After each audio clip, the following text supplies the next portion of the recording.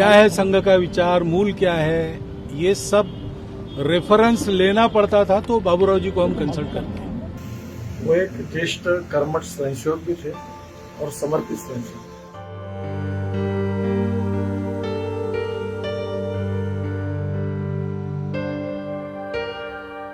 व्रती स्वयंसेवक, चिंतक, विचारक, लेखक, हिंदुत्व के भाष्यकार, वरिष्ठ पत्रकार जैसे अनेक तत्वों के एक साथ मिल जाने से जो व्यक्तित्व हमारे सामने आता है वो है श्रद्धेय माधव गोविंद उपाख्याय बाबूराव जी वैद्य, जिनको पूरी भारतीय ज्ञान मनीषा एमजी वैद्य के नाम से भी जानती है। एमजी वैद्य जी का 19 दिसंबर को सायं 3:35 पर निधन हो गया। वे 97 वर्ष के थे। वे पिछले कुछ दिनों से अस्वस्थ चल रहे थे और अस्पताल में उनका उपचार चल रहा था। संघ कार्य को करते समय क्या है संघ का विचार, मूल क्या है, ये सब रेफरेंस लेना पड़ता था, तो बाबूराव जी को हम कंसल्ट करते हैं। क्योंकि डॉक्टर साहब के समय से उन्होंने संघ की पूरी विकास यात्रा देखी है, संघ के विचार को पचाया है, जिया है। उनका पूरा जीवन संघ का एक शब्दकोश है। इसलिए उनके जाने से हमारे लिए ये कमी हो गई। घर का एक बुजुर्ग चला गया, ऐसा हम सभी वरिष्ठ कार्यकर्ताओं को लगता है। महाराष्ट्र के वर्धा जिले की तरोड़ा तहसील में 11 मार्च 1923 को माधव गोविंद वैद्य जी का जन्म हुआ। आपके पिता का नाम गोविंद तुकाराम वैद्य था। आपके बारे में कहा जा सकता है कि जीवन में कुछ भी उन्हें सरलता से नहीं मिला, किंतु जो भी मिला उसे उन्होंने बेहद सहजता से लिया।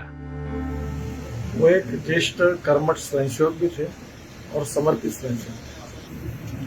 संघ विचार को अपने जीवन में 100% उसका अनुकरण उन्होंने जीवन में किया। वक्तृत्व और असामान्य बुद्धिमत्ता। प्रारंभिक शिक्षा तरोड़ा व माध्यमिक शिक्षा नील सिटी हाई स्कूल नागपुर से पूर्ण की। नागपुर के मॉरिस कॉलेज से महाविद्यालयी शिक्षा प्रथम श्रेणी में पूरी की और शिक्षण कार्य से जुड़ गए। संस्कृत के ख्यात शिक्षक जो अनूठी शिक्षण शैली और विषय पर पकड़ के कारण न केवल छात्रों अपितु विरोधी विचारधारा के लोगों में भी लोकप्रिय रहे। वर्ष 1966 में संघ योजना से नौकरी छोड़कर दैनिक तरुण भारत नागपुर से जुड़े। समाचार चयन की तीक्ष्ण दृष्टि और गहरी वैचारिक स्पष्टता के कारण इस क्षेत्र में भी प्रतिभा को प्रमाणित किया। कालांतर में इसका प्रकाशन करने वाले नरकेसरी प्रकाशन का नेतृत्व किया।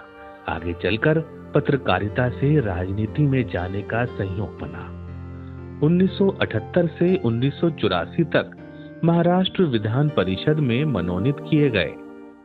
राष्ट्रीय स्वयंसेवक संघ में अखिल भारतीय बौद्धिक प्रमुख, अखिल भारतीय प्रचार प्रमुख, अखिल भारतीय प्रवक्ता और वर्ष 2008 तक अखिल भारतीय कार्यकारी मंडल के निमंत्रित सदस्य रहे।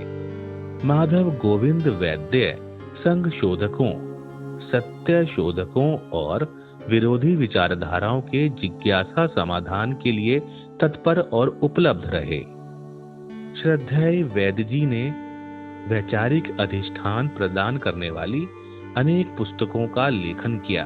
उन्हें महाराष्ट्र सरकार का महाकवि कालिदास संस्कृत साधना पुरस्कार, राष्ट्र संत तुकडोजी महाराज नागपुर विश्वविद्यालय का राष्ट्र संत तुकडोजी जीवन गौरव पुरस्कार सहित दर्जन भर पुरस्कारों से सम्मानित किया गया था। आपका लेखन, आपके अमूल्य विचार भारतीय समाज को हमेशा नई दिशा और वैचारिक सुपथ प्रदान करते रहेंगे।